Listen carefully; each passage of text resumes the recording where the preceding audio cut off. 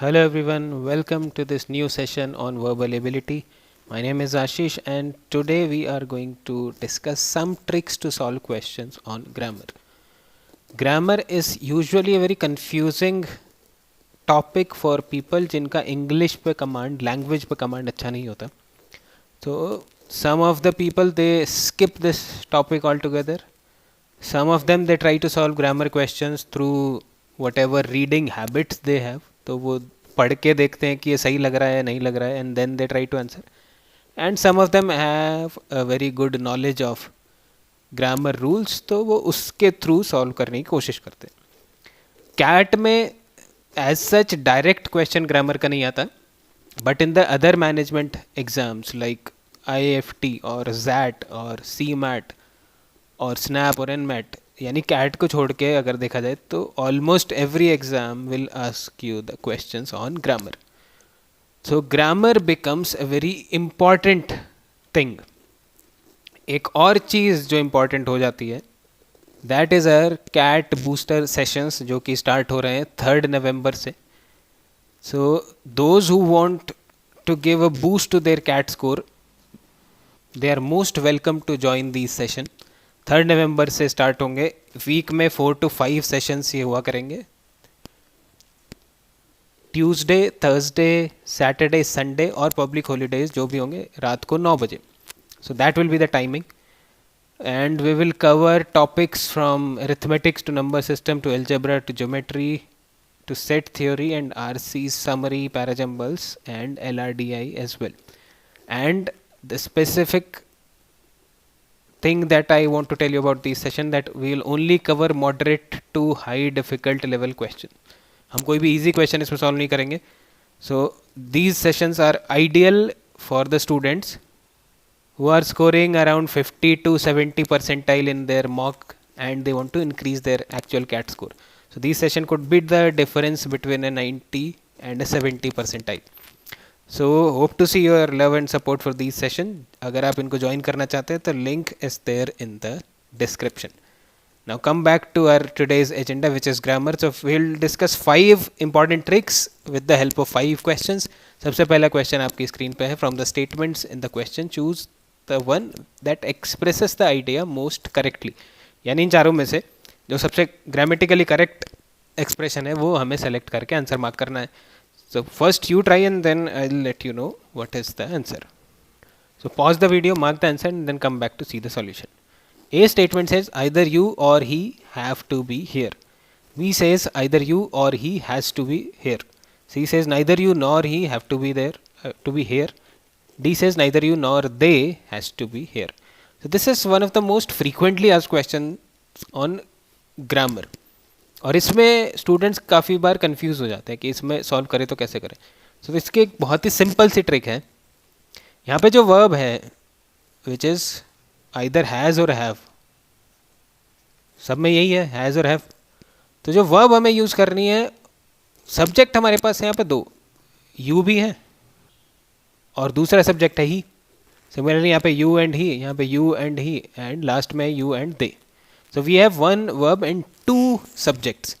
तो इसमें कन्फ्यूजन ये आता है कि सब्जेक्ट 2 हैं तो कौन से सब्जेक्ट के हिसाब से वर्ब आएगी, सिंगुलर आएगी या प्लूरल आएगी, क्या आएगा. सो सिंपल सी ट्रिक ऐसे क्वेश्चन में आपको ये करनी है. आइदर और नाइदर नॉर वाले में verb will always be according to the subject which is closer to the verb. Always choose the verb according to the subject which is closer to the verb. तो verb के closer में यहाँ पे ही, इधर भी ही, इधर भी ही एंड यहाँ पे दे. तो अगर ही है, ही के साथ सिंगुलर वर्ब आएगी, दैट मीन्स ही के साथ आना चाहिए था हैज़, यहाँ पे आया have. So this is incorrect. दूसरे सेंटेंस में ही के साथ आया हैज़, तो either you or he has to be here, that seems correct. C says neither you nor he के साथ हैव आ गया विच इज इनकरेक्ट. और लास्ट में कहता है neither you nor they, they is plural तो उसके साथ हैव आना चाहिए था लेकिन यहाँ पे हैज़ आया. So this is incorrect. So this is very simple and very fruitful trick that can get you some marks in your exam, क्योंकि ये बहुत ही फ्रीक्वेंटली आने वाले टाइप ऑफ क्वेश्चन है आइदर और नाइदर नॉर वाले में. तो ये रूल ध्यान रखिएगा. Always choose the verb as per the subject which is closer to the verb. अब चलते हैं अगले टाइप के क्वेश्चन पे. आई होप आपको ये ट्रिक काफ़ी अच्छी लगी होगी, इसको नोट भी कर लेना so that you remember it for a long time. Second question आपके स्क्रीन पे है, इसको एक बार सॉल्व करिए और बताइए कि क्या आंसर हो सकता है, and then come back to check the solution. A statement here is saying the professor as well as the students was pleased with their results. B is saying the professor as well as the students were pleased with their results. C says the professor as well as the students were pleased with their results. And D says the professor as well as the students were pleased with their results. Now, whenever there is this particular thing in the sentence as well as, and it is separated by commas, एक subject यहाँ पे professor है, दूसरा students है, तो कई बार इसमें confusion होता है वर्ब किसके हिसाब से आएगी, प्रोफेसर के हिसाब से, स्टूडेंट्स के हिसाब से, दोनों कंबाइंड करके। तो जहाँ पे भी एज वेल एज आ जाएगा, we will always refer to the first subject. whenever this word is there as well as is there, we will always refer to the first subject. That is your trick. तो इसको भी note कर लीजिएगा। तो professor है यहाँ पे, so while choosing the correct verb will refer to this subject. जो पहले वाला सब्जेक्ट है उसको हमेशा रेफर करेंगे। तो प्रोफेसर के साथ यहाँ पे आया वॉज, यहाँ पे प्रोफेसर के साथ आया वर, यहाँ पे थर्ड में प्रोफेसर के साथ आया were, professor were. So professor is singular, तो सिंगुलर वर्ब आएगी।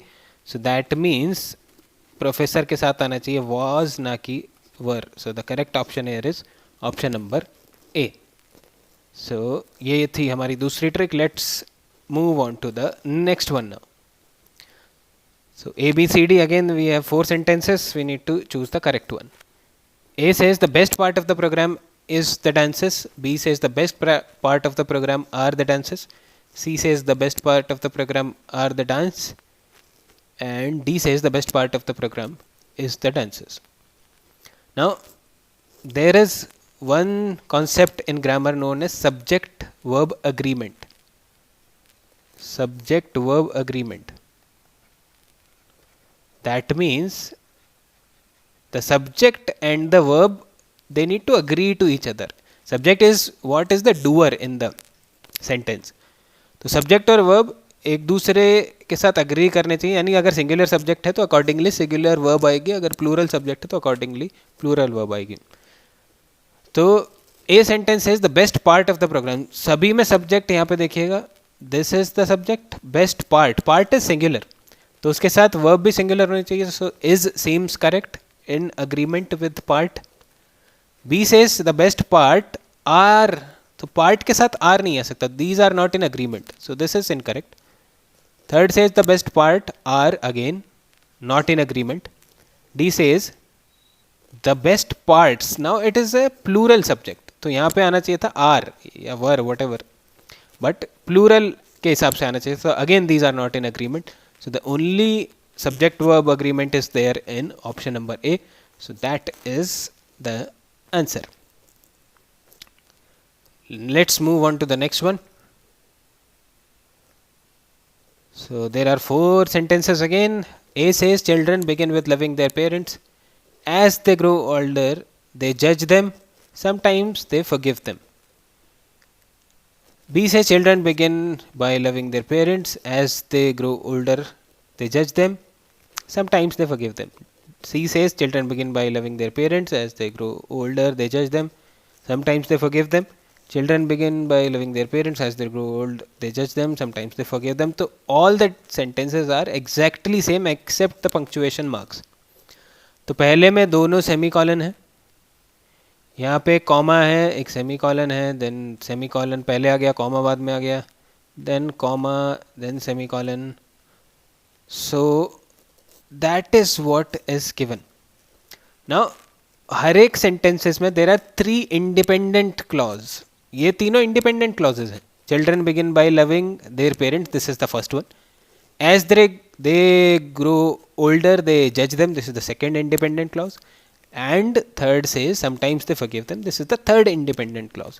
So whenever there are multiple independent clauses in a sentence, they are always separated by a semicolon. That is the rule.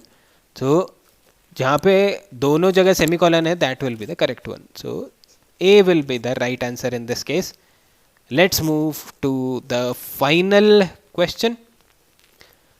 It says Gopal and Ramesh have not finished his work. B says Gopal and Ramesh has not finished his work. C says neither Gopal nor Ramesh have finished their work. D says neither Gopal nor Ramesh has finished his work. तो जहाँ पे भी and आ जाएगा दो लोगों के बीच में, that means there are, ये प्लूरल वर्ब आएगी यहाँ पे. कई बार इसमें कन्फ्यूजन हो जाता है. फॉर एग्जाम्पल अगर आपसे कहा जाए the sales manager and the marketing manager